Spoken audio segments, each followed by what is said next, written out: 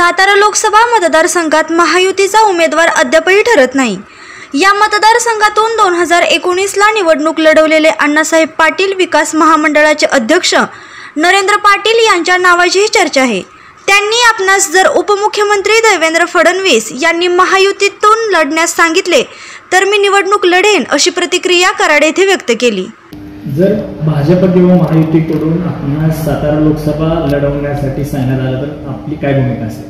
माझे नेते आदरणीय देवेंद्र फडणवीस साहेबांनी 2019 लाही सातारा जिल्ह्यातून निवडणूक लढवण्यासाठी मला संधी दिली होती आदरणीय उद्धव ठाकरे साहेबांच्या माध्यमातून। आजही फडणवीस साहेबांनी किंवा आमचे प्रदेश अध्यक्षांनी जर जबाबदारी दिली नक्कीच सातारा जिल्ह्यातून या ठिकाणी खासदारकीच्या निवडणुकीच्या उमेदवार म्हणून मी या ठिकाणी निवडणूक लढवेन।